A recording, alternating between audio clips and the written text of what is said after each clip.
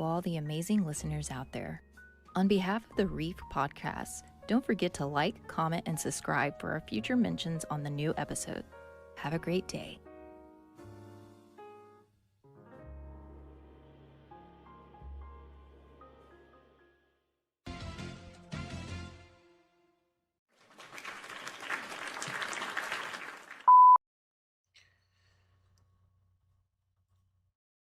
All right, we are live from the US of A.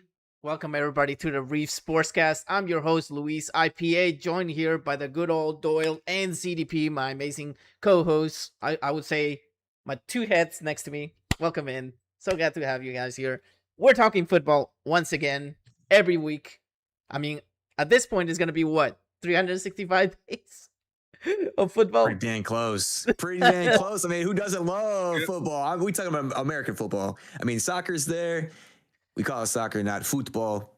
We call it the NFL. Man, what a week last week, huh? Dude. Oh, man. What a week. What a week. Can I just say that I want to give you the crown of champions for your Panthers, my dude? Heck yeah, man. What can I say? I called it, dude. I called it. Hey, we got some exciting news about that, y'all. So you guys remember the bet that took place, right? You guys remember the bet that took place, y'all last week? We were talking about that. But we would love to go through and hear some ideas from y'all. If y'all have any punishment ideas you guys would like for us to go through and do, because that's what we're going to go through and try to add for the loser of the weekly picks would have to go through and do a punishment.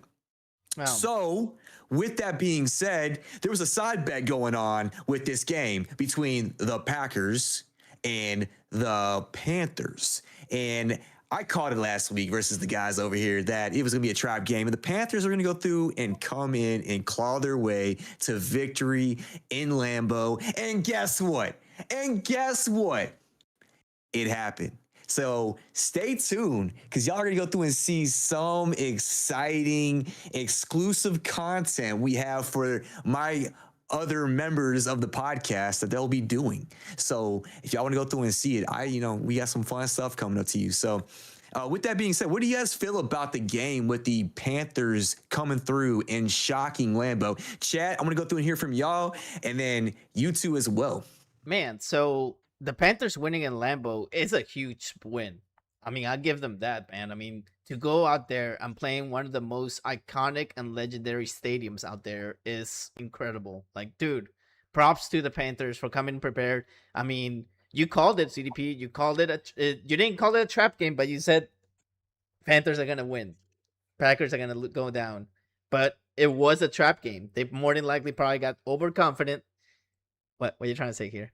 I know. I see you. All right, let's go through a rewind and take, because I said it was going to be a trap game. My hot take. Okay, hey, let's go through. We're gonna go through and get that footage for you.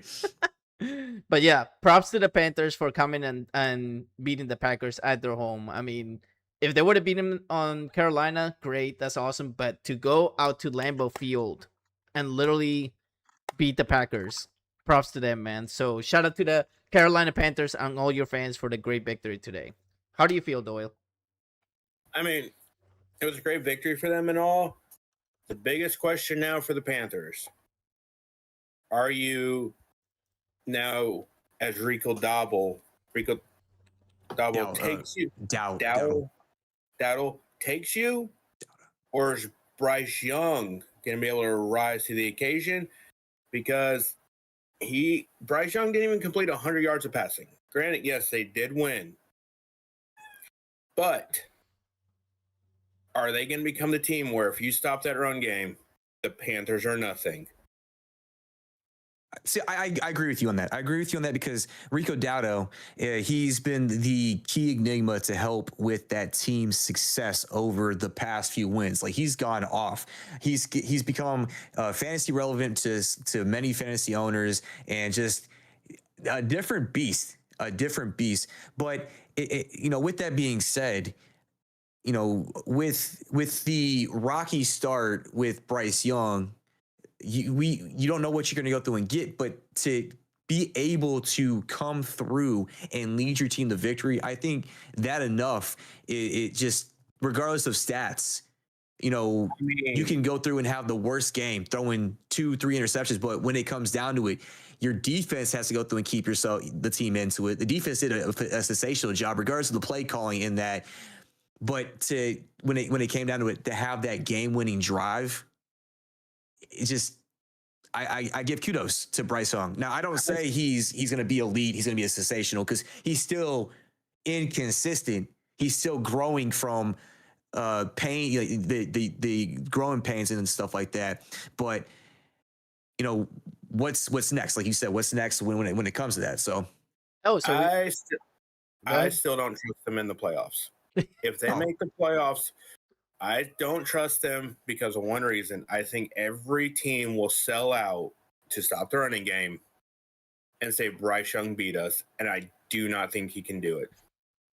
No, so Bryce Young can't do it. So that leads up to a question already on Twitch by Mr. Balls Gaming. He actually came back again. Welcome in. So we want to let you know, on topic of the Panthers, if we see the Bryce we saw in Green Bay, can they win the NFC South? No. You don't think so? No, because the thing is, regardless of you seeing him in that, he's going to do enough to keep them in the game. They might go through and get to the playoffs, but I don't think they're going to win that. You still have a red-hot Baker, regardless of the week he had against the Saints. You have a red-hot Baker, and I feel that with all the injuries that Tampa Bay has had over the season, to go through and be able to have the wins, the victory that has been led by Baker. And this is one of the reasons why I say stats aren't really appealing when you can lead your team with smart play call, with efficiency to victory. But if they continue to win, because they have some wins that have been surprising. There's also been wins against teams that really aren't that great, but a win's a win when it comes to the NFL. And I think they're 5-4 right now, right? Yes, they're 5-4 after this week. So I mean, they're making some noise. They're over 500. I can see them sneaking in to a wild card spot, but I don't see them right now winning that division unless after this bye week, we continue to see the Tampa Bay Buccaneers struggle. I mean, I always say this about when it comes to NFL. Anybody can win any week, no matter what. I'm just saying, dude, that happens a lot. You get those teams that, this team is 1-7. Sure, we'll beat them so easily. They fall into the trap right there. I mean, it happens, dude. I mean, it's all about the mental preparation when it comes to football. How well you're prepared for that team. And if you get way too overconfident, anything can happen, dude. That's why the big analysts out there for the NFL, they always say anything will happen in the NFL every single week. Anything can happen. I don't trust the Panthers is the remaining schedule. Yes, they play Louis Saints twice, who could surprise them. They have the Buccaneers twice. They have the Niners, and then the Rams, the Falcons, and the Seahawks. Yeah, it's in Atlanta too, and we know that Atlanta is going to be a different beast. But they got a very tough schedule to finish the year. I don't know if they can sneak in as that wild card, because how everyone's looking, the NFC West might lead with the wild cards, and the NFC North. I just don't think the Panthers will do enough to get into the chase. Even if, with their strength or with their remaining schedule, I can see what you're saying with that. It's gonna be tough. They have a long road, tough road. That's all I gotta say. So they have a tough road. But with that being said, between the two, the West and the North, who do you feel would have the most seeds going into the playoff? The West. I think it's going to be the West. NFC West? NFC West. NFC West. The Seahawks fighting, the Rams fighting, and the Niners fighting. Where the North, I don't trust the Bears. I trust the Lions and a little bit of the Packers more. But if you're going to ask me to pick between the two, I'm going to give it to NFC West because currently sitting right now, they do have the 3. Hey, but you gotta be careful with those Vikings too, my guys. That's what I was gonna say. Yeah, the Dude, Vikings the after this Vikings- past week. The Vikings might do that sneaky into the playoffs. They might be like the ones that actually sneak into there when nobody's talking about them much. I mean, I'm sorry, Vikings fans, if I just curse you for this week, but I'm just saying, like, I think honestly, the Vikings are gonna be like the. I mean, go ahead. they do have a very favorable schedule with only facing the Bears. I mean, they got Bears, Vikings, Ravens, Seahawks, Commanders, Cowboys, Giants. Their issue is I feel bad for the Vikings. Their last 2 games are Packers and Lions, who will probably be playing for that spot. seeding Mhm. and for that spot. So they're not going to get usually you get that week 18 team B team that you can maybe get a win with and get in. So I think that's what's going to be the Vikings maybe undoing at the end of the year. So with the Vikings going into Detroit, making that statement win to make them, even for the year, you don't think that's going to be enough for them to be able to sneak in? Even over the Packers? They're not. They got to play the Detroit again. Well, they're at home against Detroit and Green Bay. I mean, they still got to go to the Lambeau in a few weeks, but when they're closing out the season, you have Detroit and Green Bay, and I feel like it's going to come down to the NFC North with these last few weeks. I mean, it is, but I think the Vikings would be rather playing, if whole honesty, facing them with them locked up and maybe sitting people to avoid that injury bug, than facing them needing the win. Mm-hmm. With JJ McCarthy being yes, he had a good game last week, but we've also seen JJ McCarthy for a game be horrible for 3 quarters and turn it on in the 4th, where those two teams, if the Packers can figure themselves out, you can't. And if you don't play your full game against the Lions for 4 quarters, by the time you're in the 4th quarter, you might be boat racing or just staring up at the scoreboard down by 30. Yeah, no, I get you on that. So Mr. Ball here says, I need to connect with CDP. We think on the same side. Hey, two minds think alike. So let's go to the next one. So this is, I think, a statement game here. The Bills versus the Chiefs. The Bills came out as a victor against the Chiefs. What is your guys' take on that particular game? You want to know my actual take on this? Hold on. Mm-hmm. I'm gonna do this. Gonna do that. Gonna do that. Go Bills! I'm so happy for that. I'm so freaking happy. I'm sorry, Mahomes, but dude, you need to stop being too dang. Sorry for the word, cocky. Stop being too cocky, my guy. You're not the GOAT, okay? You may think you're the GOAT, but you're not. I think ever since he mentioned that statement, it's been downhill for him. Because I noticed, sometimes some players get over their head and they think, they're all that.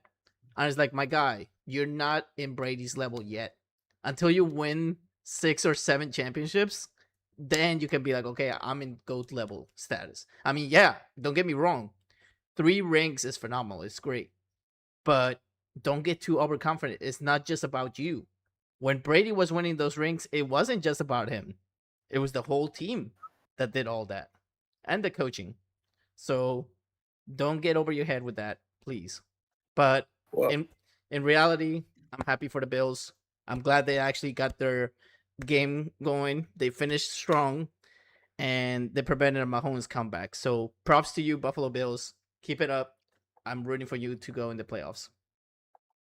So I don't really look into it this much as a regular season win, because the Bills over the past few years beat the Chiefs in the regular season, lose to them in the playoffs.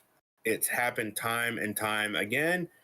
But what this does do for the Chiefs, it limits their window of making the playoffs. I would say it's more like a move of desperation. They're gonna be desperate to try to get there now. They are, because they can't lose those games anymore. They're running out of games now with them being 5-4, and they still have a pretty good schedule coming up against top caliber AFC teams. So their wiggle room is almost gone. They can't risk losing because I think they're now 1-5 in conference. And that's going to be a bigger detail probably coming down to end with the Chiefs, because that's going to be a lot of tiebreakers, that head-to-head matchup. Because right now, I know it's just speaking right now, if playoffs were to start, they're out because the Jaguars beat them. Ouch.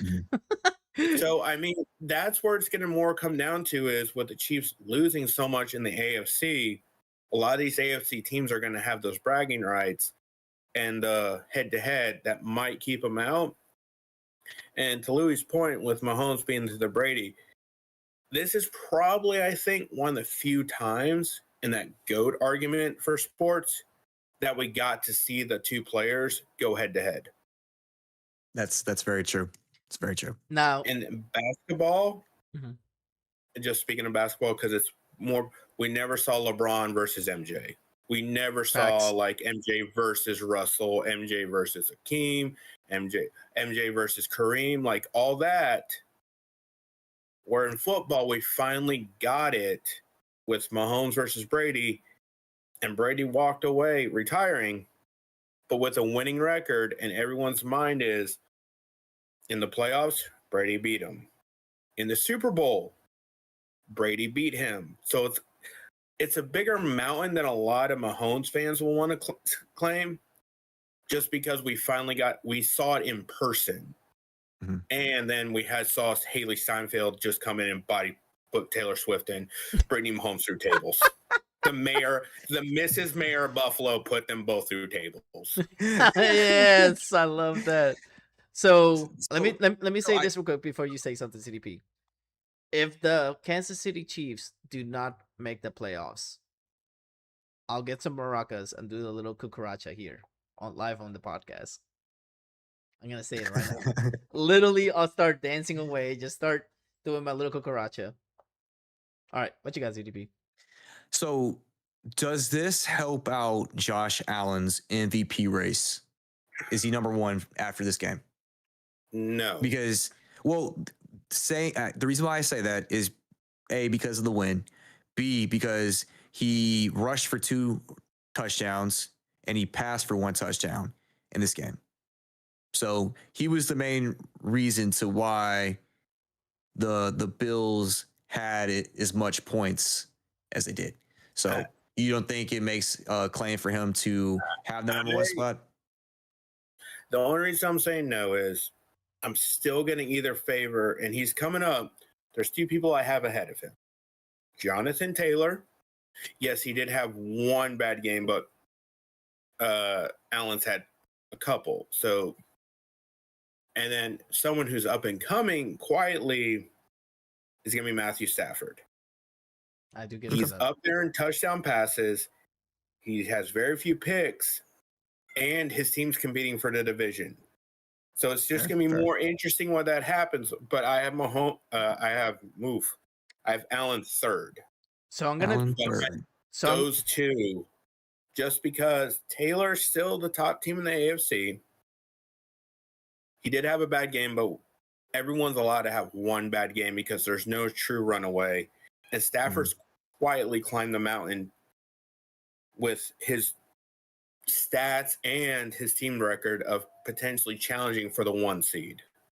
So we got over here Mr. Boss saying that Drake May is more MVP than Allen right now. I can see that. Hands down, the year he's had, dude. When everybody's gone, when a lot of people did not see the Patriots do as well as they are doing, especially with their new coach and, Drake May having a his sophomore year. Most sophomore seasons, you see a dip in the performance of a quarterback. But you look here, I mean, the fact that he's got 22 or almost 2,300 yards passing. He's got 17 touchdowns, 4 interceptions. Yeah, he's been sacked 34 times, but I mean, he's having a sensational year at quarterback. The only reason I would push back, and I am the Patriots fan here, is the 2 games the Patriots have lost. He has had 3 or more turnovers. When they lost to the Steelers, they had 5, and he, I think, caused 3 of them. And when they lost the other game they lost, he had a high turnover rate. Mm-hmm. Usually when the Bills are losing, yes, Josh Allen's turnover are high, but not that bad. Mm-hmm. Yes, he's had a phenomenal game. And I will put Drake May up there, but I would still favor Josh over May slightly. Okay. I would have Drake 4. Do you guys feel Mayfield has dropped off the MVP race? I have him at 5. 5. Okay. Because I know after the week of New Orleans, I feel like that kind of took some heat from him. So it kind of hurt his performance per se. But I would like to see his bounce back game, see how he does against the Patriots this week. Whew, yeah, the Patriots this week. All right. So if he can make a solid game against the Patriots, I feel like he's going to go through and be able to push himself back up into that MVP top 3. Yeah. So outside of that, the Ravens continue their winning streak. Now they were 1-5, and now they're 3-5. I feel like, as we were going through and talking about when I did ask that question of the 1-4 teams making the playoffs, like their chance of getting to the playoffs is 6%. It is becoming more and more of a chance for the Ravens to come back and, possibly take over that division. Lamar is coming back. You have that defense coming back. That team's becoming more healthy and all. If Lamar can get his team to the playoffs, do you think that is going to give him the MVP? And do you guys feel like they will have a chance to make the playoffs? So first off, no to MVP. I feel like he missed too many games. Facts. I feel like in the NFL, you have to, I know like how the NBA has a certain game count. I feel like the NFL voters will look at it like he missed too much. But yes, with their upcoming schedule, a majority of their, I'm counting 1, 2, 3, 4, 5. They got 5 games in their division. Mm-hmm. So if Lamar can keep this up, they might be able to catch the Steelers and win. Because I feel like that's the only way they're going to make it in. They have to win their division. Yeah. Because I feel like the AFC East is going to send 2 between the Bills and Patriots. The AFC West Broncos is right now at 2 or 3, depending on how you feel about the Chargers with the Broncos and Chiefs. And also, how did the Chiefs play in their upcoming games? Because they do have a tough stretch coming after their bye that's going to set them up.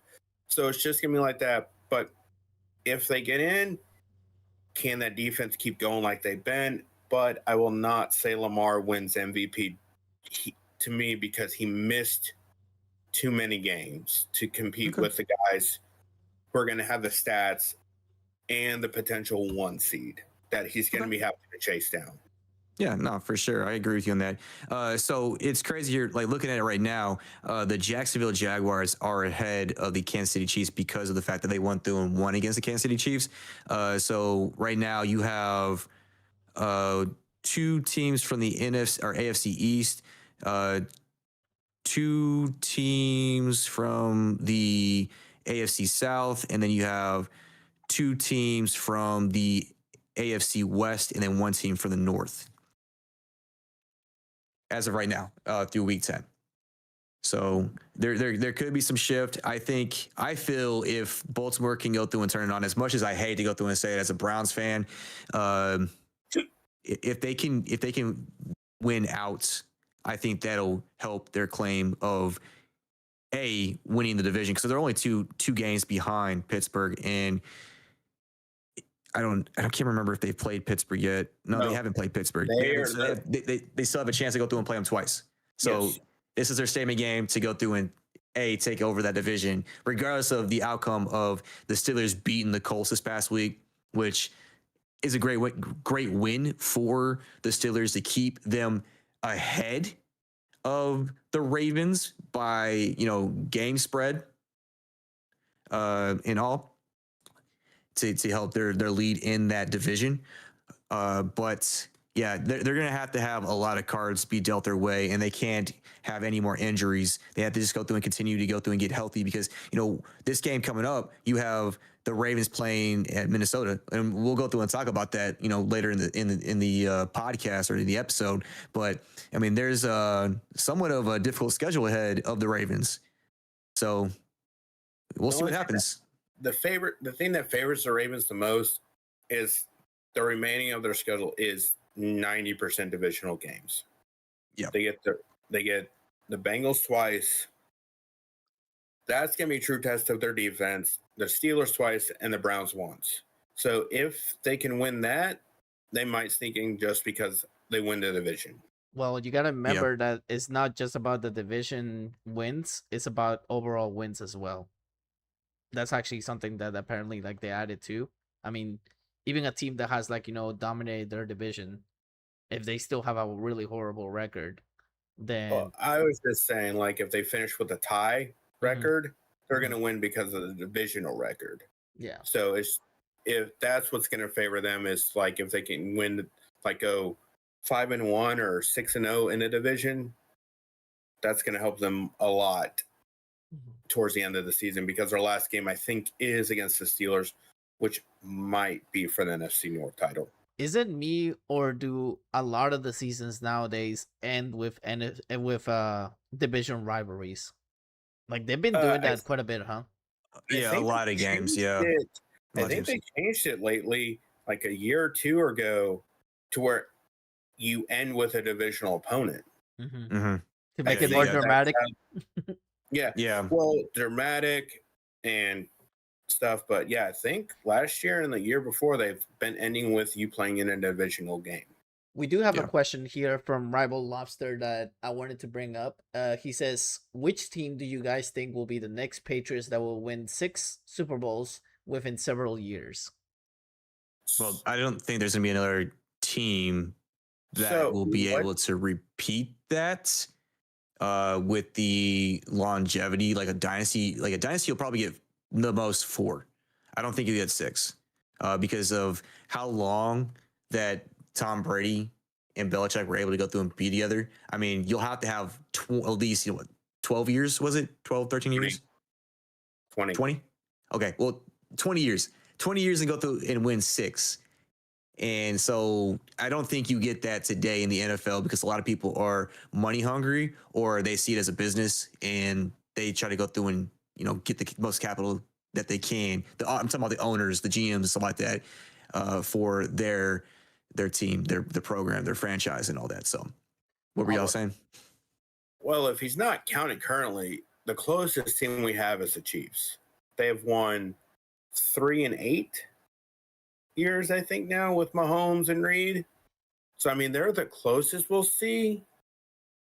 But it's going to be interesting come the time. But that is the closest I think we'll see to the Patriots and Brady. That Patriot run with Brady and Belichick is probably right now its current. How old is Andy Reid? And Reed's up there in age. So this is the more interesting question is going to be, is it Andy Reid? It's going to come down to that question like everyone had. Is it Belichick or Brady? Or is it Reid or Mahomes? So it's going to be interesting when Reid retires, because he's up there. How does Mahomes look away from Reid? Because Brady kind of sort of answered that question when he went to Tampa Bay and won a Super Bowl, and then won the NFC South 3 straight years with the Buccaneers, and Belichick fell off. So it's going to be interesting when Reed calls it quits. It's gonna be a good question. I have a huge debacle about that. But to answer your question about Andy Reid, he's 6'7", 67 years old. 6'7". He's 6'7". Yes, he's 7 years old. Dude, 67. Jesus, man. So he's 3 away from 70. Dude, he does not look like that. He looks like he's in his 50s. I'm serious. The picture I'm looking at, like he doesn't look like he's in his 50s. He looks like he's in his 60s, like probably early 60s. I wouldn't get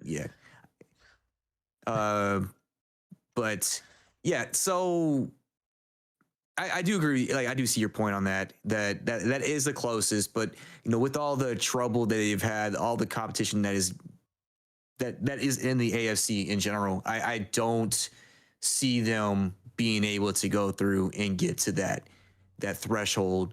I mean, yeah, you have it's been 7 years? You said 7 years since Mahomes and Reed? Because I think Mahomes is in his 8th year, but you have to not count his rookie year because he did not start his rookie year. He only started his last game. That's when they decided to go with him because his first year with Reed, I think he won the MVP and was in the AFC Championship game. Mm-hmm. So that right now is the closest, and that might be the closest just because of how the league is right now. Yeah, but I feel like the league is a lot more. There's a lot more talent amongst the teams than when the Patriots had their dynasty. I mean, during the Patriots dynasty, you have to think they had the Manning Colts, then the Manning Broncos, and then the Killer Bee Steelers. They had still the Ravens with Ray Lewis in that defense who gave them fits. So, I mean, there were still great teams and everything and still legends of the game still playing. So it's just going to be more interesting to see what happens in the coming years. It seems like more Reed's going to retire before they hit that benchmark that we need to see. Not with retirement age going up. This dude's probably going to be still coaching by the age of 90, bro. What are you talking about? That pension. He's on a wheelchair. No, he's gonna have a cane and he's literally gonna hit Mahomes in the head like, "Oh, best this up for me." It's gonna be a Joe Paterno at Penn State. They're gonna go through and have little face mask of Andy Reid like they used to do in Penn State. Maybe not Andy Reid. What's he gonna do when he loses? Probably Kelsey this year, who's his safety blanket. Yeah. Who we did see in that Buffalo game when he needed a big play, he somehow found 87. Mm-hmm. So what's it gonna be like when that safety blanket that he knows and they know each other so well is gone because they got put through a table by Haley Stanfield. It's almost that too. But that's the thing. Like you were talking about, and it goes back to the point I was saying. Like I with him with Travis Kelce on the cusp of going through and being on the age of retirement, it's going to be harder because they've tried to go through and find that piece. They had it in Tyreek Hill. Tyreek Hill's gone, and now he's kind of washed up in age. He's dead. Oh, whoa. He's not in he's on IR right now. But I mean, Travis Kelce, like you said, he's been a security blanket, and you have Xavier Worthy. I mean, he has been okay. You have Juju Smith-Schuster, who wants to go through and fight people. He's always in the middle of the stadium, going through and doing his Fortnite dance and stuff like that. But I mean, they need somebody if they're going to go through and get to that 6th championship threshold. So that's all I got to say. All right, let's move on to the Steelers stunning the Colts. That's insane. We thought you guys called it too, didn't you? You said hey, the Colts basically No. We all I didn't. No, I had Indianapolis winning. But Indianapolis won. Well, so the only thing that concerns me with the Steelers, you had 6 turnovers and you only won by 7. Usually when in an NFL game, if you have more than 3 or 4 turnovers, that is a blowout. So yes, the Steelers defense showed up, but the offense didn't. So it's going to be interesting, like, because if they didn't get those 6 turnovers, the Colts blow them out like they've been blowing everyone else out. So that is my bigger concern from taking away this game, is in a game where it should have been a blowout for the Steelers, they didn't do it. So you're saying, I get you, so you guys are saying that the Colts are still dominating the AFC? Yeah, no, this is one of those games that it's a hiccup game, regardless. Yeah. I mean, as Doyle said earlier, I mean, everybody has their bad game. They just didn't show up in this game, and Pittsburgh did their thing on the defense, going through and committing those turnovers. Just the offense didn't really do what they should have done, and all of that. Now, if it ends up falling into this following week, then that's when we can go through and address the issue. But for right now, I don't see I don't see that there is any issue in Indy. They're still number 1. They're still the best team in the AFC. So, all right. The only thing I will say is, what do the Colts look like? Not this week. Yes, this week matters to see how they bounce back after the turnover. But what do they look like in 2 weeks when they get the Chiefs? Oh, that's going to be a matchup. Because that's going to be a true test. Like, this is going to be a caliber team like the Steelers playing you for a playoff spot. How do you respond to that game? Because yes, they're now facing a desperate Chiefs, which we have not seen in a long time. Yeah. All right, so we got now the Seahawks dominating the Commanders. Oh man, yeah. I didn't think that this game was going to be as it was, but now you'll see a struggling Washington Commanders team after that gruesome injury. Dude, seeing that injury in slow motion literally made me twitch, man. Like literally, I was like, "Ooh." Like, can you do it again? Can you do it again? How it made you feel? literally, I felt like, oh my gosh, that could have happened to me.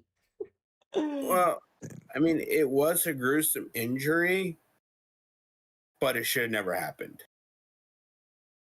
Yes, you're trying to get your team some life, but sometimes as a head coach, you just got to say, enough's enough. Backups you're in. Pull the starters. So, yes, you can see why he was like, let me try to get the offense feeling something. But sometimes you just got to pull them and say, today was not our day. Let's pack up our bags. We'll try again next week with a healthy team. So it was gruesome. It was a blowout. The Commanders did not look like they were ready for that game whatsoever. JSN lit it up. He's looking like arguably the top 4 receiver in the league, the 4th best receiver in the league.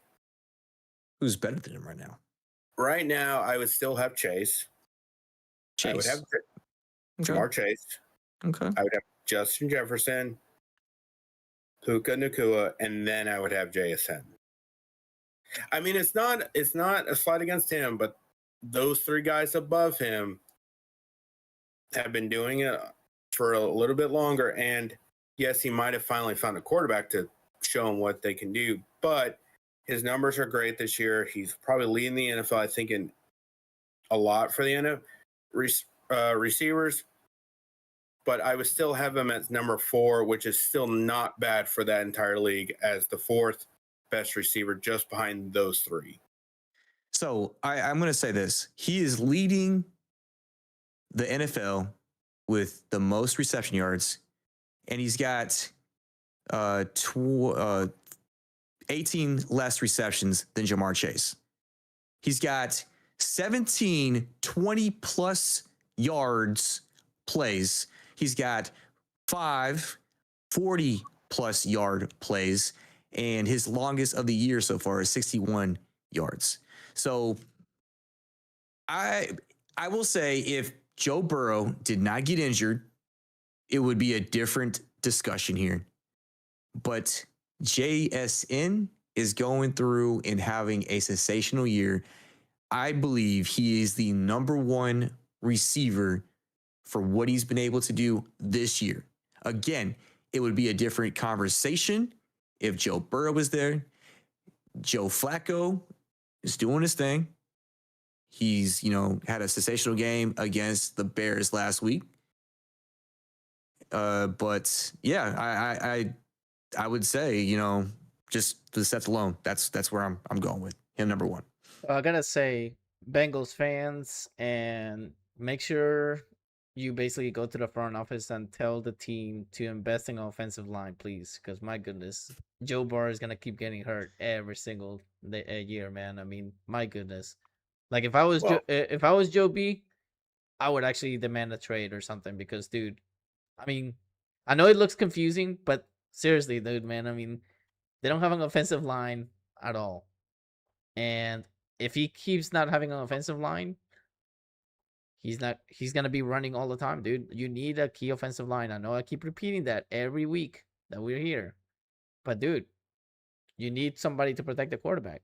If you don't have that, literally you're not gonna be able to have a successful quarterback. I'm just saying, like, I mean, I agree with that. And to go along with what you said, ZDP, yes, I will say he's right now, arguably this year, the number one receiver. But of the NFL career, like if you were to ask me to go, not career-wise, just like going into next year, who would I want as my number one? He would be the number 4 receiver I would want. And it's just behind Puka, Jefferson, and Chase. You give those other 3, well, the other 2, because Stafford's been having a great year with Puka, but you give, like you said, Burrow with Chase. This is probably a different discussion with him leading. And then you give Jefferson a decent quarterback. He's up there. So right now, yes, he's leading everything. But going into next year, I would still have him as the number 4, which is still not bad behind those 3. Okay. Because then I would say those are the 4, and then the number 5 receivers, like a very large step down. I was just saying, like, if Joe Burrow had a better O-line, he would do better. You know that. Like, even if he's not with Chase anymore and he decides to actually go to another team, as long as the team has a good O-line, I think he's going to perform great. Because, dude, every time I see him running, it's ridiculous, man. I mean, he's going to keep getting hurt, and eventually he might even say, you know what? I want to throw the white flag. I might want to retire. Because nobody wants to get hurt every year. No, for sure. Well, Andrew Luck. Angie Luck. Yeah, ask Angie Luck. So do you feel that Joe Burrow would be as successful as he is if he didn't have the receiving crew or squad that he has? Yes. In Cincinnati. I believe so. Because, I mean, before Chase got there, it was him and Higgins as a rookie with a bunch of other guys. And then, like, the following year, they finally got Chase. So, yes, he's always had Higgins, but nothing against T. Higgins. He's not up there in a lot of people's standard as a top wide receiver. So, I mean, he helped make Higgins, and Higgins was there. But a lot of people, yes, Higgins is looking good, but he could go and maybe show he might be a number 1 receiver, but he's never done it. So Higgins always looks like right now a good Robin to a Batman. Okay. Fair enough. All right. Let's move on to, oh boy, this one. Longest field goal in NFL history, ladies and gents. We finally got a new record after 4 years of Justin Tucker breaking that record. Get I the mean, the Jaguars. only reason why it was broken is because Justin Tucker had to go through and do the same treatment as Deshaun Watson, and see where he's at now. And it's a slightly more impressive what Little did than what Tucker did. Because if you watch when Tucker does it, he does like a little skip step in his before he kicks the ball, where I think Little just did a standard drop back and kick the ball for the field goal. Mm-hmm. Because both teams playing a dome, so that cancels out. But I think Justin Tucker does a longer drop back than what Little did for his kick. And if you look at Little, made it way more emphatic than, because I think Tucker bounced it in off the crossbar, or Little made it look like he can maybe have made it from 70. Mm-hmm. So, do you think Aubrey can go through and break that record? Given the right circumstance, Dallas at home, yes, he could. Because the stadium is closed? I think he has the leg for it. He definitely has got the leg. I think he could do it if Dallas risked it. Mm-hmm. But it's just got to be, does the coach risk it for the biscuit? For that 3 points. Risk it for the biscuit. Hey, Man, now you may be hungry for a biscuit, bro. What kind of biscuit? What kind of biscuit? A honey biscuit? I'll say a Popeye's biscuit. Okay. All right. Are we ready for news updates and injuries by Doyle here? Let's get it. All right, Doyle, you got the spotlight now, my dude. So, with injuries and news, as you know, the trade deadline came and went. We had 5 big moves that stood out to us compared to the others. Some of the trades were Trevor Penning to the Chargers to help out with an injury to Joe Alt, which we'll talk about. Quentin Williams, to the Cowboys for a second and a first, with that first being the better of the 2 that they got.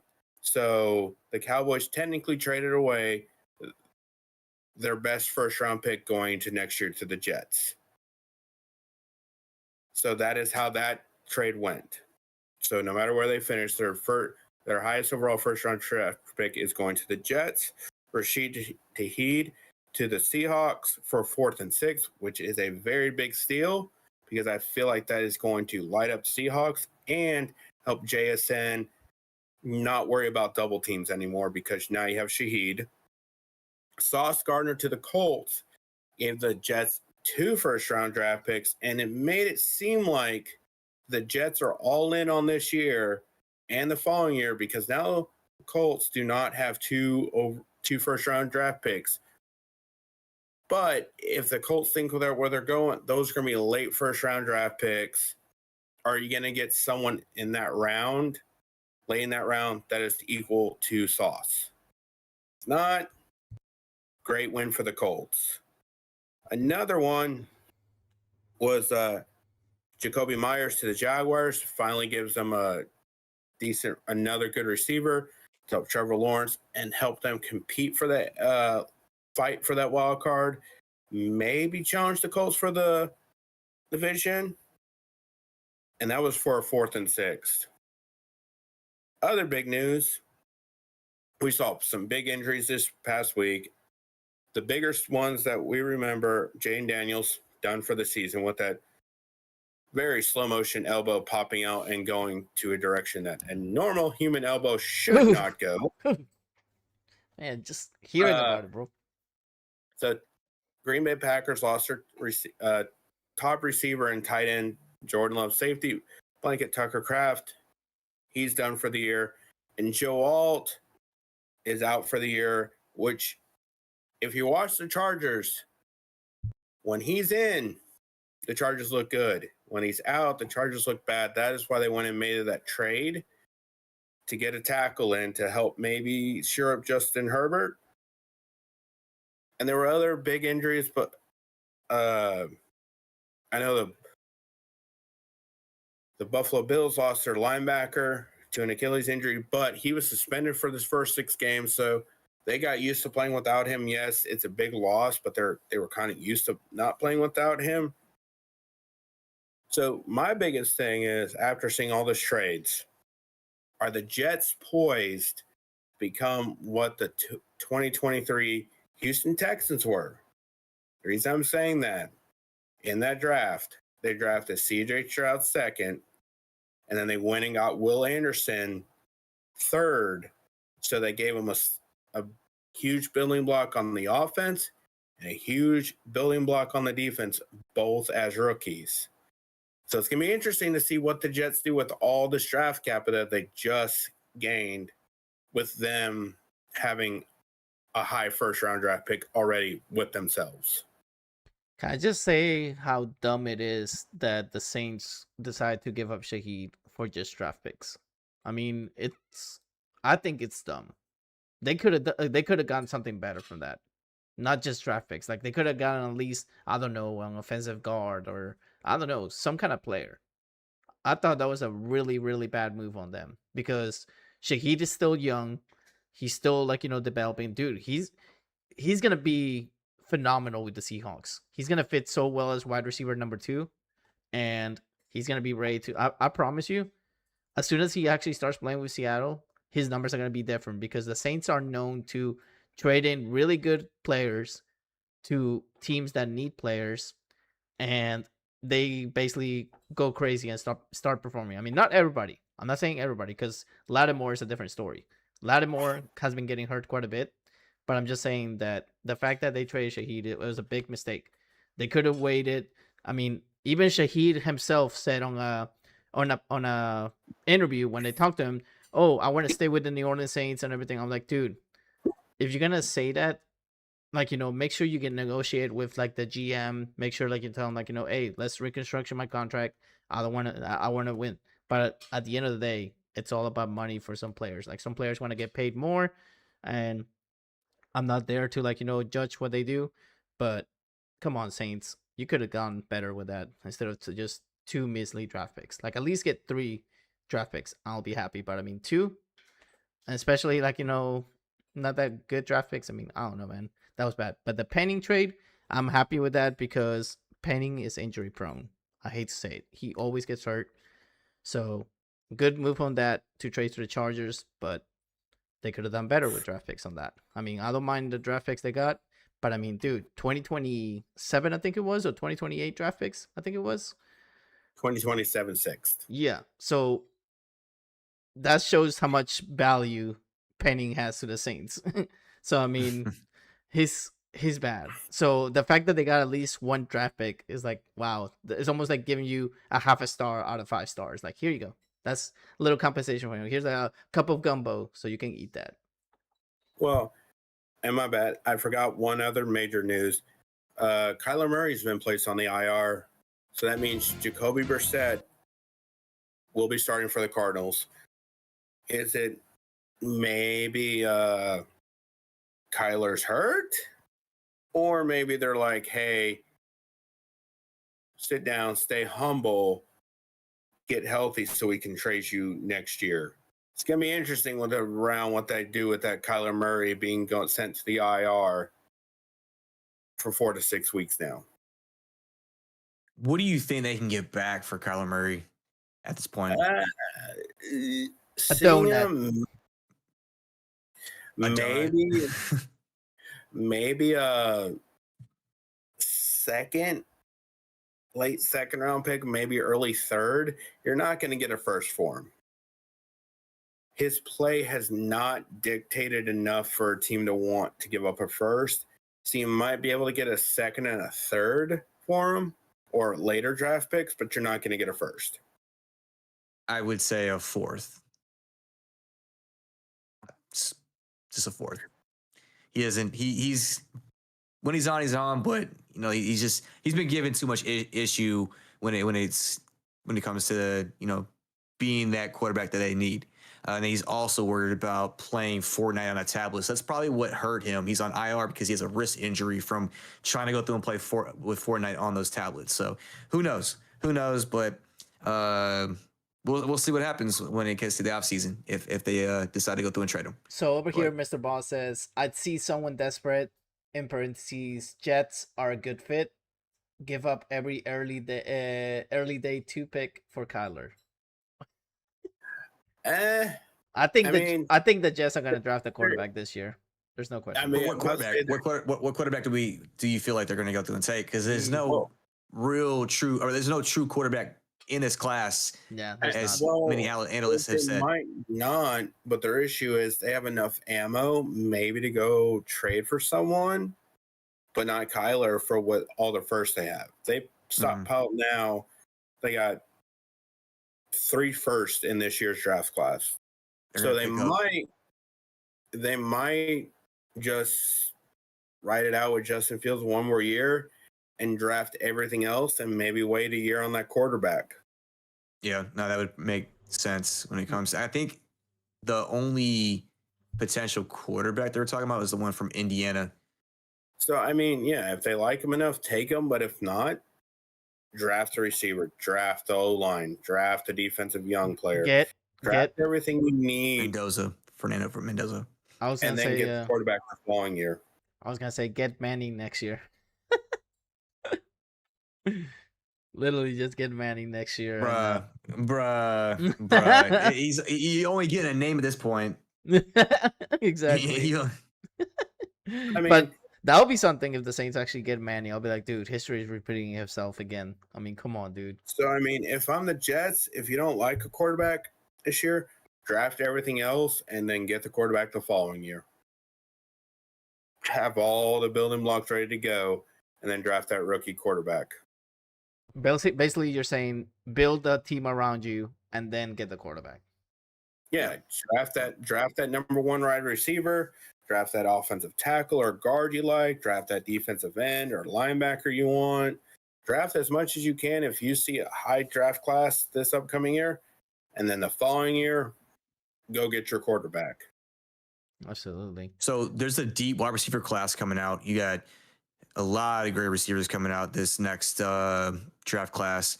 It's very weak on the offensive tackle class.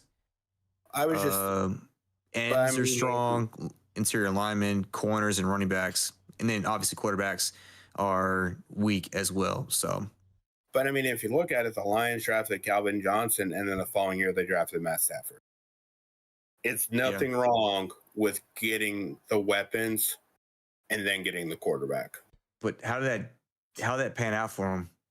They got one of the greatest receivers in NFL history. Yes, but how did it pan out for him? Any Super Bowls? Well, it's Detroit. They were cursed. You're right. You're right. Yeah. But I think honestly, if Megatron and Matthew Stafford had a decent team around those years, like if they had, okay, here's a question for you guys: if Matthew Stafford and Megatron had the team that the Lions have nowadays, do you think they're winning Super Bowls?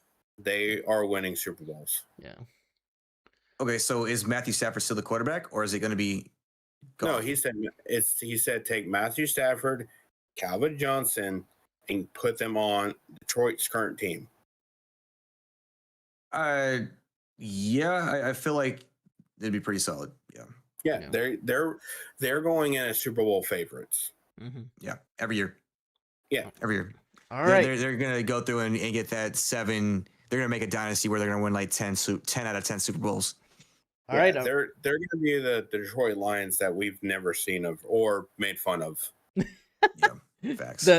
Hey, I mean, don't be surprised if I come with a paperback next season for the Reef SportsCast here, and then I'll be waving at you. I'll be like this, like, "Hi, everybody." I mean, don't get me wrong. At the end of the season, when we actually finish wrapping up like the regular season, I'll try to get a little paperback and wear it on the podcast. Become Hanks. But anyways, all right, moving on. We're going to the hot takes here for all of us guys here before we go to actual matchups. So, what is you guys' hot takes on this week? So for me, Lamar is going through and making his MVP candidacy. If they can go through and win with the schedule that they have coming up, and to get that team from a 1-5 into the playoffs, I feel like that'll be enough to go through and get MVP.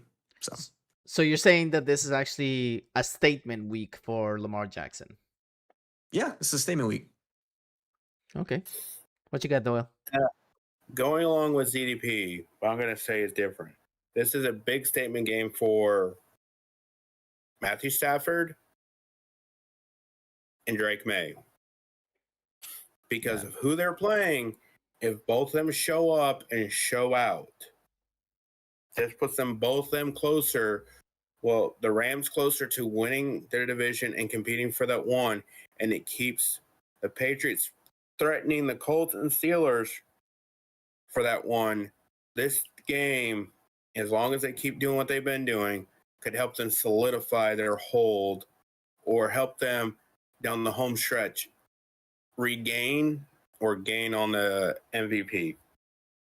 And also a big game, Jonathan Taylor, if he bounces back against the Falcons, could help his case more. So those three guys are on very big MVP watch with how everything sits right now. I gotta agree with the whole May thing, but I would love to see what happens with the Colts. Are we gonna see the Colts that played against the Steelers? Because you guys said it was a hiccup game, but I'm saying, like, are we gonna get that Indianapolis Colts, or are we gonna get the one that always blew up everybody out of the water? I mean, that's gonna be a big statement with this one. This could also be a pumpkin watch game for Daniel Jones.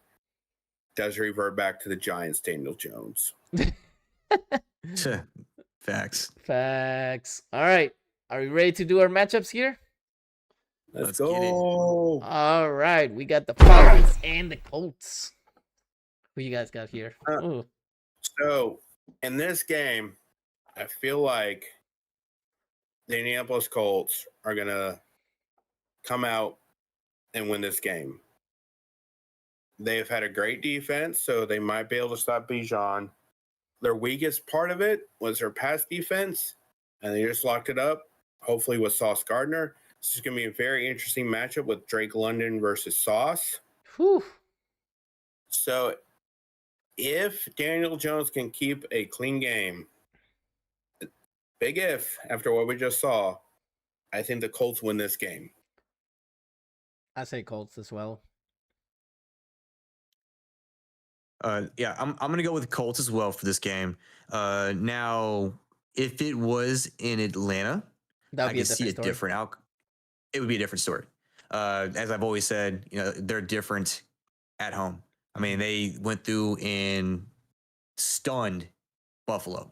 So, but I don't think we're going to go through and be able to see that in Indianapolis.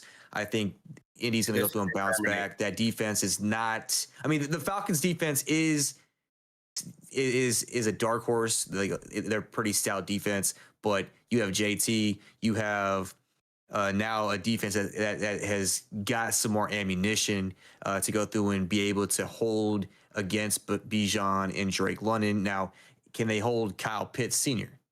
That he's going to go through and need to step up for this game for them to go through and be able to have a chance against the Colts. But the Colts, again, Daniel Jones cannot revert back to his ways back in New York. If he does that, then this game is going to be OV.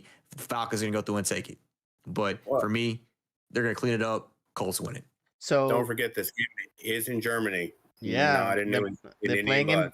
It's in Germany. Yes, that's correct. They're playing in neutral ground here, but I also want to say that Daniel Jones, like you said, CDP, does need to step up, but Falcons need to get him out of the field as fast as possible. Don't count him out. Don't count him out like immediately. Don't even count out Taylor either, because if you stop Taylor and you stop Jones, you win the game. I always say any NFL game out there is like a chess game. Whoever makes the right moves will get a checkmate at the end of the day. Mm-hmm. And I also want to include on our picks this week, CDP, because we got Mr. Balls here. I want to include him. He actually says, "Give me the Colts by 14." Okay. Yeah. So we're gonna. He's going for the big upset. The big win. Big upset. Ooh. Well, not upset. Big win. Big win. Give me the Colts by 14. He said. So he got the Colts beating the Falcons by 14 points. Okay.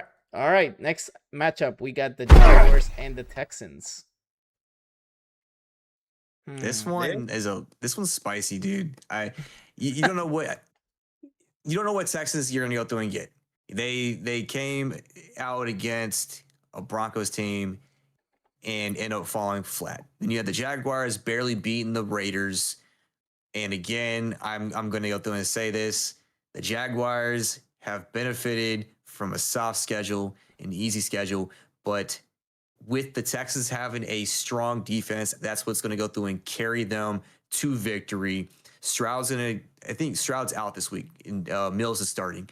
And so Mills had some success last week, but I feel like having a full week with practice and all, you're going to see him take over and have some success in that offense, and they're going to go through and win in a close matchup.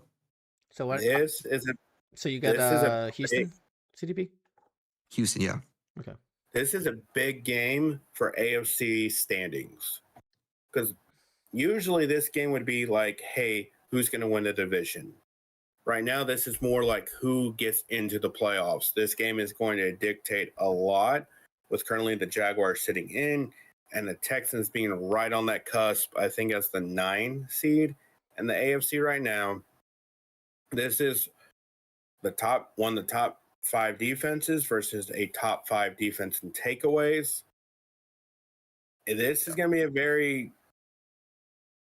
close physical game, I think, just what the Texans just played against the Broncos. But I think the Houston Texans are going to get the win over the Jacksonville Jaguars, just because the Jaguars defense did not impress me enough with what the Raiders just did to them. All right. So it looks like me and Boss are actually going to be in the right path. Me and him both picked the Jaguars to beat the Houston Texans. I got the Jags winning by 3 on this one. I think it's going to be a close game because any division matchup is always a close game. Not always, but I'm saying most of the time it's a close game. So also, from what I look at right now, the Jaguars are actually 2-1 in away games. They're not at home. They're 3-2, and they're playing this game in Houston. So I say give me the Jaguars by 3 on this one. And Ball says here, give me Jags by 6.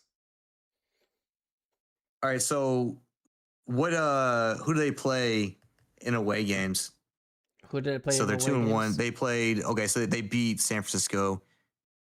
They lost to the Bengals and they beat the Raiders. So okay, yeah, we'll see what happens. Yeah, exactly. Division games are always close. All right, moving on to the next one. We got the Ravens and the Vikings. Talk about purple matchup, huh? Battle of purples. Purple rain. Purple rain. Who you guys got in this one? So with this game, it's not is Lamar back? To me, he might. It's Lamar is always going to be. When he's healthy, he's a top 5 quarterback in the league.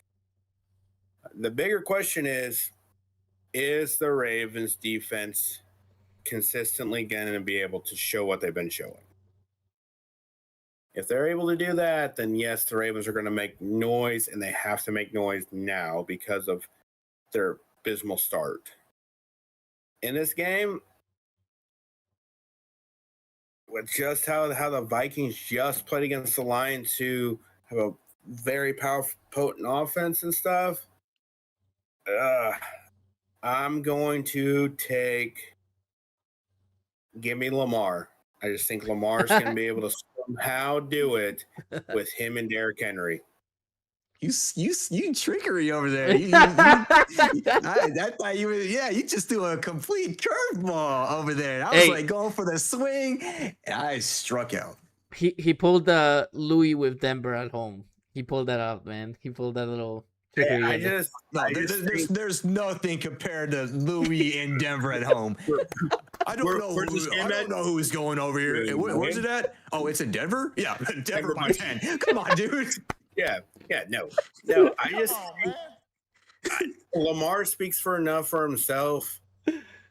I just think the Ravens defense get enough done to take this game, and a close game, but I think they do enough because if they lose one or two more, they're out of the playoffs. So they're in now playoff football. Desperate mode.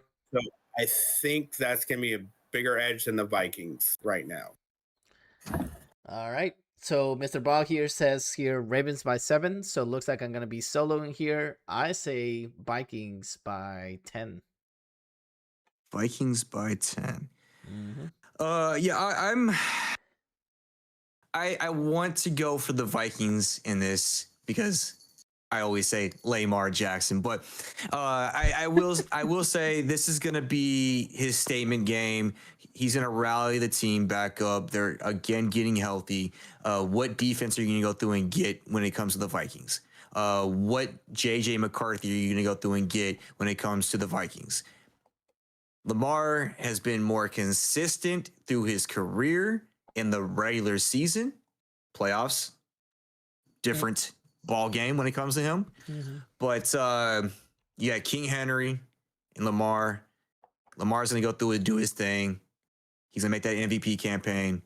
They're going to go through and win this game in a close one by 3. So you're saying that what I said from the beginning about Lamar being chanted MVP might come true if he keeps up? I think he's missed too much. I think he's missed too many games. Yeah, facts.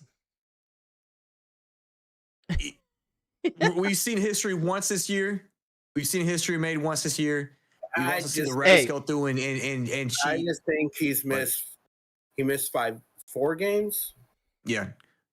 But I look think at his that's stats. gonna Look at his stats bad. now. I mean, he's 14-1. He's got 1,000 yards. So I mean, he's only 1,000 yards away. And I mean, if he can go through and do, Yeah, but it's still 4 games, and you're not the 1 seed. Mm-hmm. So I we'll see mean, what happens. we'll see what happens. But I think he missed too many games. Now, if he wins the playoffs, it gets into playoffs. It's gonna be big, but it's just gonna be like, who's his biggest component for the MVP? Yeah, no, for sure. I agree with you on that. All right.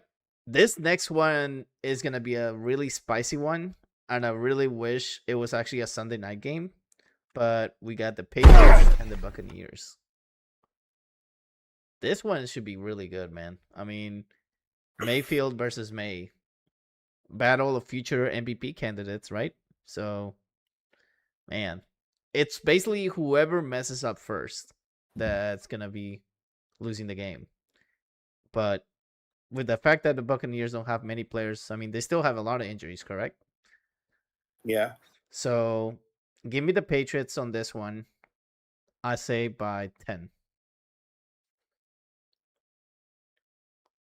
Don't give me that look. I know. I see you give that look. Yeah, You love that number. Is it your favorite number? It is my favorite number. Okay. Yeah. Louis You're pick. giving me some ideas now. I got some Okay. ideas. So as much of a Baker Mayfield fan that I am, this is gonna need to be a bounce back game for him to get in that MVP candidacy. Wow, that's a difficult word for me to say for some reason. But Igbuka is going to need to step up. We need to go through and figure out what's going on with Bucky Irving as well. With that being said, you have a red hot Patriots team that is just bringing ice, and it's going to be a really great matchup. But I am going to go with the Patriots on this one, as they have a stout defense, a red hot quarterback who's doing sensational things over there. Oh, so you actually agree with me? Not by 10. Well, in this game, as a Patriots fan, Ooh. I think the Patriots will win. This is a game where I think the Buccaneers' injuries might show out more than like team play. With them only truly, Mike Evans is out, so now the Patriots can now focus only on solely their star receiver Mayfield, with really no big running game question, which the Patriots defense has been solid on, with Bijan being the highest rusher I think they've allowed with that like 70 yards all year. So it's going to be interesting what they can do. And then if May can keep the ball clean and healthy like he's been, minus the Steelers game, I think they do go down and get this victory. Yeah. And it does help May with his MVP candidacy. Yeah, that's what Mr. Ball here says. Give me New England by 6. May solidifies his place over Baker in the MVP race. Ooh. We'll see what happens. We'll see what happens. Yeah, we got a Baker Mayfield fanboy here. He loves Baker Mayfield. I got his color rush jersey. I can go through and grab it real quick. Oh my goodness gracious. All right, moving on to the next one. The Eagles and the Packers. Man, okay, so we had purple versus purple. Now we have green versus green. I mean, I'm glad you know your colors. Hey, I love my colors, okay? I love my colors as I love my number 10, okay? But don't you make fun of that? Come on. Come on, man. All right. So in this one, we got the Eagles and Packers. I think it's going to be a bounce back game for the Packers. I think the Packers are actually going to win at home. And it's going to be by 3. It's going to be a close matchup. He didn't say 10, y'all. He didn't say 10. I'm surprised he didn't go 6, 7. Oh, no. I'm going to change it around. But yeah, Packers by 3 in Lambeau. Okay.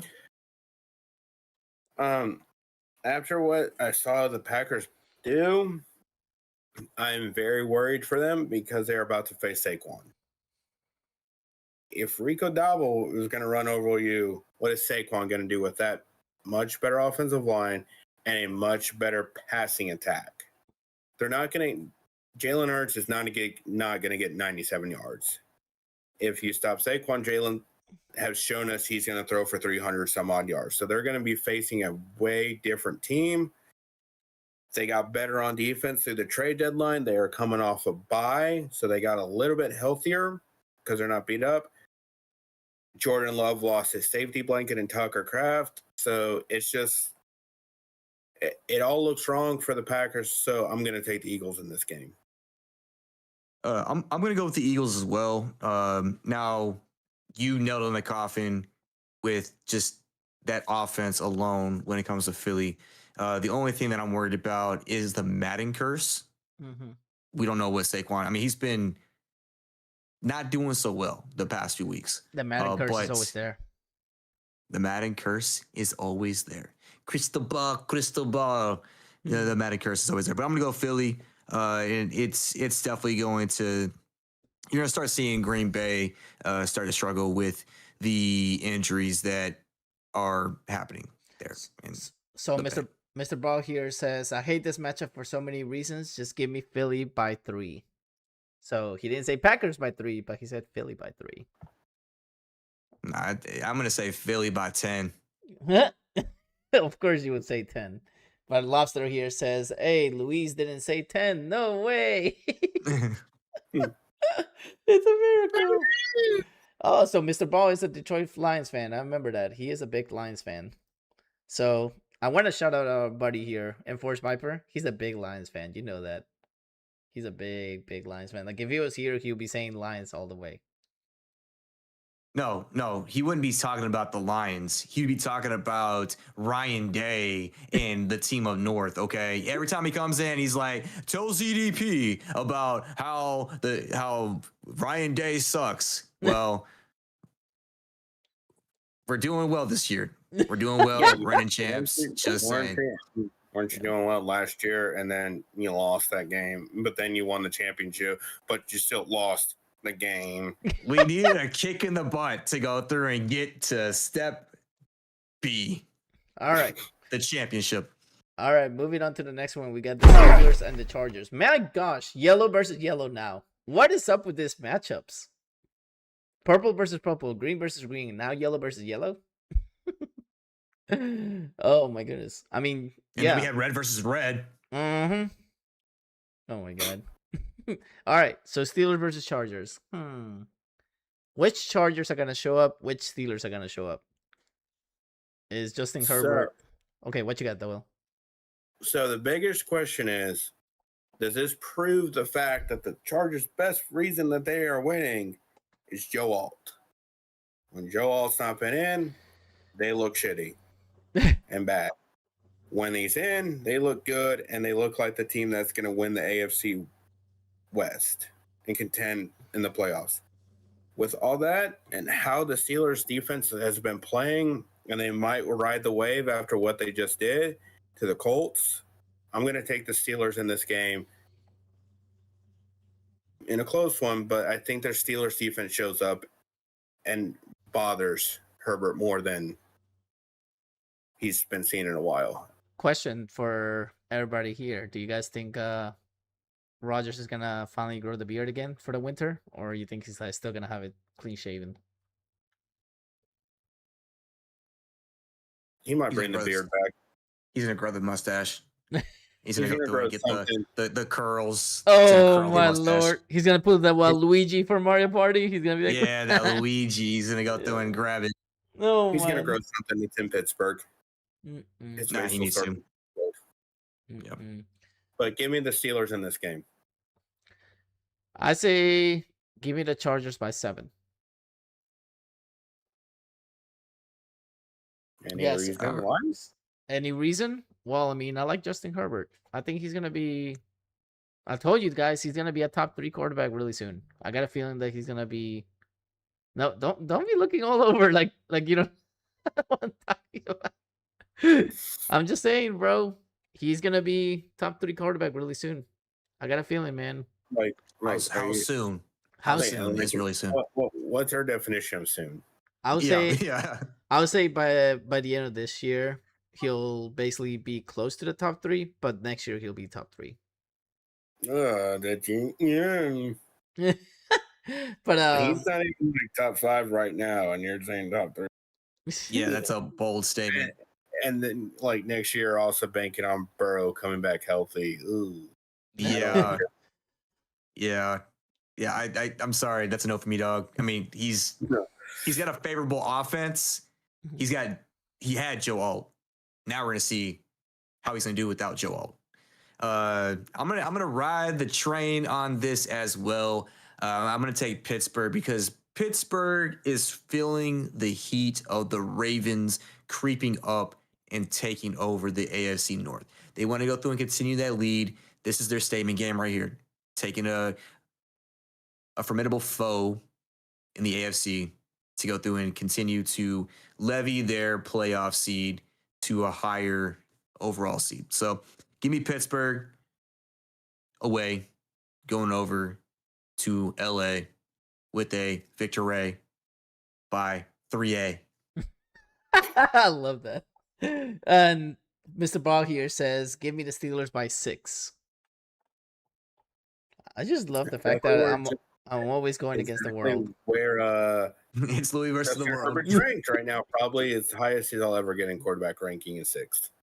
Gotcha. I can see that highest is 6. Yeah. All right, moving on to the next one. We got a NFC West matchup between the Rams and the 49ers. This one is always... We were wrong the first time this came about, guys. We were wrong. Dead wrong, all of us. Mm-hmm. This has potential to be game of the week. I got a feeling this not only game of the week, guys, but it's a bloodbath. Literally, this... You said that last time. Hey. Wait, deja vu? Deja vu? I mean, the game only came down to 3 last time. Yeah, it's a close. It's always a close matchup between these two, and they literally go at each other's necks on this. It's always a close matchup, guys. But in this one, I say give me the Rams by 14. As much as I say that is by close matchup, hey, Hey, just throwing numbers out there. yeah. Let's say this one in Vegas over here. Are they playing in Denver? They're playing in San Francisco, but it's an LA game, dude. You realize how close the crowd is gonna be, like divided, because they're both in the same vicinity, so they can literally have half 49ers, half Rams. I'm just saying, Rams are gonna win by 14 because Matthew Stafford is awesome. Okay, he's gonna dial it up. He's gonna continue to do well. And I know I always say it's a close matchup, but this one, I'm gonna say Rams are gonna win by big time. We were wrong the first time when it came to this. I feel the Rams are going to make it even with more of a complete team, not having as many injuries. And it's going to be a close one. But yeah, Rams for me by 3. Give me the Rams. I thought about this game the most when I was thinking about our picks. I just think the 49ers injuries might catch up to them in this game. Their lack of injuries on players on defense. This game is more going to come down to, it's been proven, can the Rams stop CMC? Because when the 49ers have lost, McCaffrey has not had that great of a game. When McCaffrey's had his superb almost 200 yards, all purpose yards, they win. So if the Rams can hold McCaffrey just to 75 to 100 yards, I feel like they're going to win. So I think that's what Kyle Shanahan is going to try to get up, but I just think Sean McVay is going to counter him. So give me the Rams. And now we go to the speed round. Pew! Speed round. So before that, Boss here says, I'll take LA by 7. So he goes with me as well. Yeah. Let's go. All right. So we're going to the speed run, guys. Are we ready for this? Let's get it. Yep. All right. Speed run, ladies and gentlemen. We're going with the Browns and the Jets. That's actually a little complicated. I think ZDP had some breaking news on this game. Oh. Well, the head coach went through and just alleviated the offensive play calling. So now it's the OC, Tommy Rees. So we'll see some differences, hopefully, when it comes to the offense of the Browns. But for me, my heart wants to go with the Browns, but it'd be very Brownsy of the Browns to go through and lose this game when the Jets don't have anybody. Don't have anyone. I'm gonna go with the Browns on this one. Dang. Because I just gotta go with it. This is one of the games where they're gonna be battling for draft capital and all. And so yeah, I feel like both teams are gonna go through and throw it away and do their worst. But we're gonna see what we have in Dylan Gabriel. If not, Shedeur Sanders is gonna be going in. But Browns for me. Give me the Browns on this one as well. Just because I want to support my guy here. I'll give him the Browns. So I'm like, you know what? Let's give him a win here. But yeah. Give me the Browns as well. Woo, dude, the Browns love today, man. They are playing a team that was very sellers at the trade deadline. I feel like this is going to be a game where Myles Garrett gets closer to winning Defensive Player of the Year on this game. And the Jets are trying, they won't admit it out loud, trying to get that first overall draft pick. Ball here says, give me Browns by 10. All right. Raiders or Broncos? Broncos, easily. Broncos. Yeah. I'm saying that because it is at home. They're playing at home, so you know me with the home with Broncos. What's the point spread for you on this one? Oh my God, you want me to say that number, huh? You want me to say that number, the lucky number 10? You literally picked a game based off where they were playing, and you said by 10 after you debated. You were literally like, "Oh, where's this game at? Denver Broncos by 10." It's just That was your logic. So that should be on a sticker. We're gonna get that on a sticker. Broncos by 10. The speech bubble. I'm going to take the Broncos, but I think they're going to win by more than 10. This is gonna be a This is gonna be a slaughter. Broncos, That's what you're saying. It's gonna be a the slaughter. Raiders just traded away their best receiver. It is now a Brock Bowers team, and the Broncos are just gonna return Geno Smith to like, hey, Geno, just throw us 3 interceptions like you want to. It's okay, buddy. No one's gonna judge you. They're gonna actually spread their arms and be like, "Come on, Gino. It's okay. It's okay, man. It's okay." with arms wide open. Hey. So you're gonna see Ginty be Shinty this game. All right, we got the Giants and Bears. Who you guys got? I got the Bears on this one. Bears. Bears. Yeah, Bears. Hey, let's go. All right, Bills and Dolphins. Oh my gosh, Bills. There's no way. Bills. Yeah. Again, I can't go Will Smith on this. The Bills are gonna be welcome to Miami, but they're gonna go through and just slaughter them. Phew. And No, the term is just pass on through, Bills. Pass on through. Go to the next game, please. All right. Saints versus Panthers. I got the Panthers winning. You know why? Because the Saints know how to lose freaking games. What's the point spread? This one I say give me the Panthers by 14. Okay. Wow. I don't even know who the Saints are starting at quarterback. It's gonna be feel Shuck. like It's gonna be Shuck. for how long? Who The knows? whole Who cares? game. He's basically they named him the starter for the rest of the season. I'm sorry. Yeah. Yeah. So You had to think for a second. give me the Panthers just because I trust Rico Dottle, not Bryce Young. I trust the running game for the Panthers. All right. Where's this game at? Carolina. That's Carolina. my winner. That's my winner. If my friend Elderberry Waffle will listen to you right now, he'd be so happy that we all picked Carolina because he's actually going to the game. So he's like, I'm only going because I want to see my Panthers destroy your Saints. I was like, wow, okay. That's a true friend right there. Yeah. That's a shrew friend.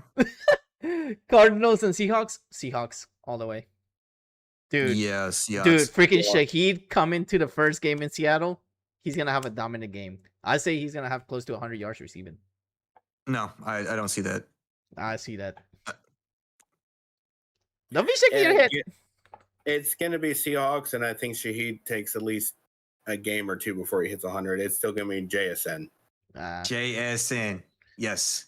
We'll see It's what gonna be happens. All right. And the last one, but not least, Lions versus Commanders. I got the Lions easily. Yeah. The Lions. Lions. It would have been a better game if the Commanders were healthy, but they're not.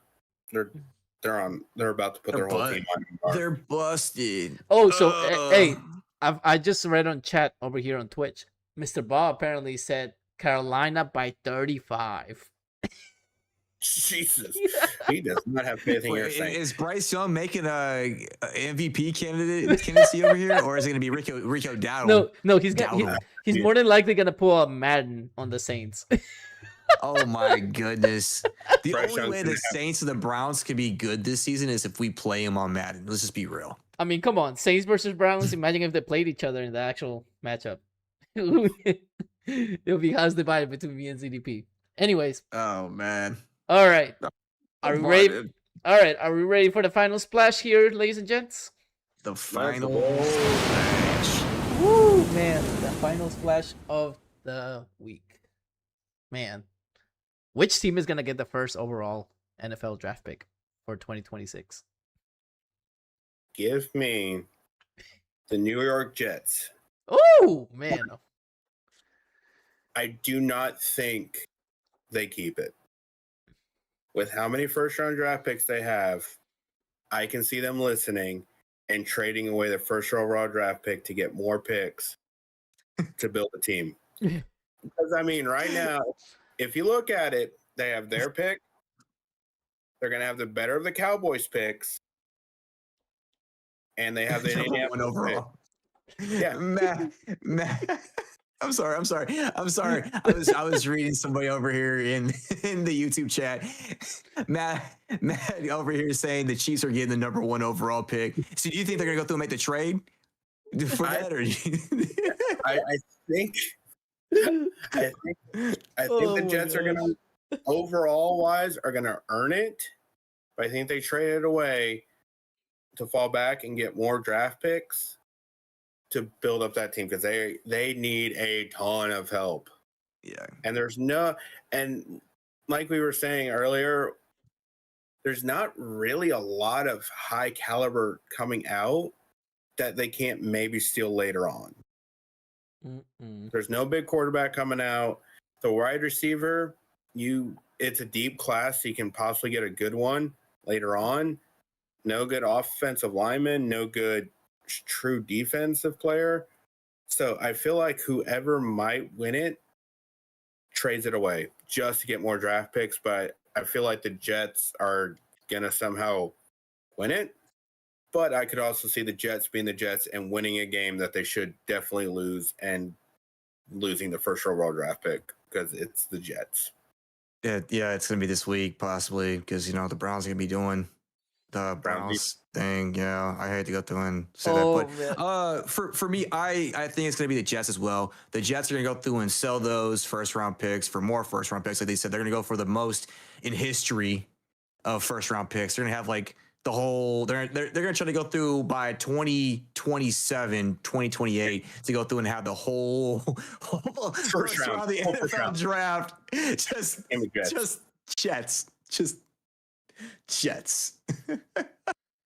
No, Jets for me though. All right, you guys ready for my last one? My last final splash here. You know what this means? Glasses off. Glasses off. You know what this means?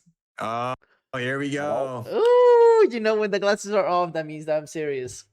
My first overall draft pick is gonna go to the New Orleans Saints. I don't think they're gonna win another game. I'm sorry. As much as I love my Saints, they're gonna get the first overall draft pick. I'm just gonna leave it like that. As much as I love the franchise, I love the franchise to death. They're horrible. They do not know how to finish games. I don't know what in the world is going on there, but I do gotta say this: #fire Mickey Loomis. Please, for the love of Christ, fire that GM. That dude has done nothing but done salary cap heck for everybody.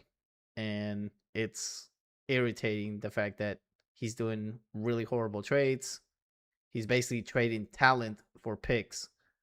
And he's still, okay, if he wanted more draft picks, don't you think he should have got rid of, what's his name? The captain of the defense. Jordan. He could have got rid of all those players.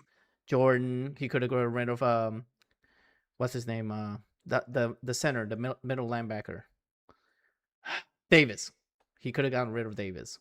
Because they're all up in age. They're still kind of old. I mean, come on, dude. You could have easily got rid of those and still keep Shaheed because he's still young. So, please. So, on a question funny here. Note, Okay, go ahead. The funny note. The Saints play the Dolphins, who are 2-7. They play the Jets, and they play the Titans in a week. Their last 3 games. Week 16, the Jets. Week 17, the Titans, and week 18, the Falcons. So the first overall draft pick, it's going to come down to, which is funny, the teams playing for each other and who wins the first overall draft pick, not who loses the game. Yep. That's going to be a bigger story at the end of the year with those games. We'll see as it goes. So Matthew is asking a question over here on YouTube. Again, thank you for going through and joining us on our live segment. Do the Saints pick a quarterback at number 1 if they get it? That's 50%. Uh, Reason I say that is because they might go for that Indiana quarterback we were talking about earlier. Indiana, is it? Mendoza. Yeah, that's the only worthy quarterback in this draft. Outside of that, but let me say this: if they do get a quarterback, they'll be making a big mistake because they already have Shuck, who they drafted this year specifically because they wanted somebody young and they wanted somebody to compete with Rattler.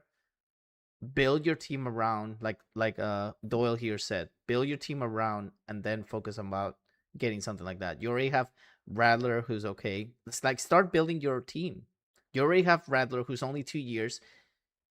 If he had, I don't know, man. I mean, the Saints are so unpredictable. They could have a phenomenal year, or they could have 2 good games and then all of a sudden flop for the rest of the season. They're so unpredictable, but I'm telling you, I'm going to keep repeating this. Fire Mickey Loomis. Fire Mickey Loomis, please. Because make a campaign about that. Make a campaign. I mean, campaign in the streets, bro. I wouldn't. Get the glasses up. I kid you not. I would not mind getting a sign that says "Fire Mickey Loomis" here for the rest of the podcast and every single week, because that dude is messing up, dude. He really is. I don't think the Saints will take a quarterback. I think the first overall quarterback is, like we all agree, the Indiana quarterback, and he's going to go to the Jets. Even if the Saints land the first overall draft pick somehow by losing to the Jets, because the Jets doing Jets things, I think the first overall quarterback still goes to the Jets. No, we were saying there isn't any top prospect outside of Mendoza for a quarterback in this draft. He has a weak class. There isn't. Yeah. I think the only pick, I think the Saints, if they get it, should go wide receiver and get one of the top receivers, and then or just trade it away and get more picks. If they think Chuck's their guy, draft a receiver, get more picks. I think the first quarterback still goes to the Jets. Of the teams that are competing for it, unless the Dolphins just surprise us and just come out of nowhere and say, give me the pick. Dude, outside of the first overall pick, I mean, I think with the quarterback that is there, you have, I mean, the Titans, I think they're sold on Cam Ward. You have New Orleans, they're still working through Shuck. You have the Jets, who are in the market for a quarterback. And then, I mean, the Giants, they got their quarterback of the future. The Browns are still up in the air with that. The Dolphins are up in the air. The Dolphins are up in the air for their quarterback. So really, there's 3 teams that would potentially be the only one to go through and push for that number 1 spot. So I can see if, for instance, if New Orleans gets it, they might go through and get the highest player available or trade that out to a team that needs a quarterback. So, I mean, whoever gets this, I can see a really huge investment on that. That's if Mickey Loomis doesn't mess things up. I told you, dude, this guy knows his little trickery, and he's gonna pull something out of the they're gonna win 3 games. Yeah, exactly. So pretty much he'll literally pull a rabbit out of the hat and be like, oh, okay, here's our first pick. Okay, let's give it to this team. Give us your 40-year-old quarterback. No, I'm sorry. But you talking about the Browns and Brandon Weeden? Come on, man. No, man. No, I'm just saying, dude, the Saints literally are going to find a way to get rid of the number 1 draft pick for somebody that's... They're going to trade it. They're going to basically... They're going to Joe Flacco. Oh my gosh. Joe Flacco. They're going to get a punter for the first overall. Oh my gosh. Do you think that you really think if that happens, I'll literally break my glasses in half and be like, what is wrong with y'all? But I want to thank Matthew for subscribing on the podcast on YouTube. Thank you so much, Matthew. Greatly appreciate you, my guy. We appreciate you. He apparently found us on suggested podcasters on YouTube. So appreciate you coming through. It's been awesome.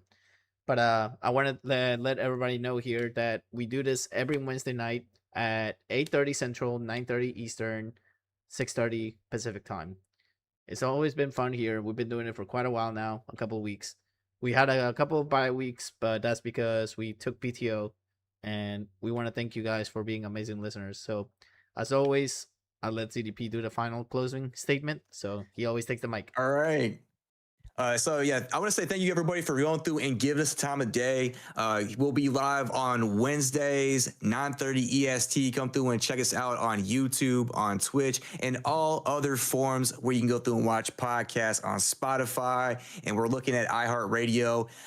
Things you can go through and suspect from this podcast. We're gonna go through and be bold on our statements, have reactions, hot takes, and even some punishment. So for those, we're going to go through and put some exclusive content to, future punishments of my companions over here, my friends. They have some stuff that you get to go through and look forward to.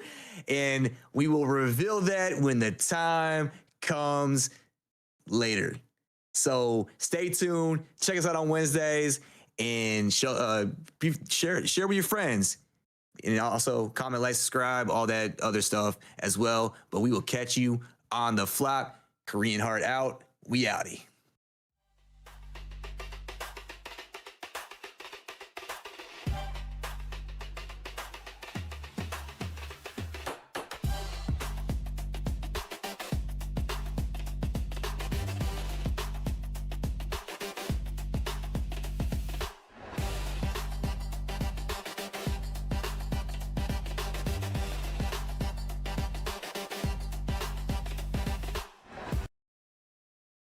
As always, today's episode was broadcast live on Twitch and YouTube.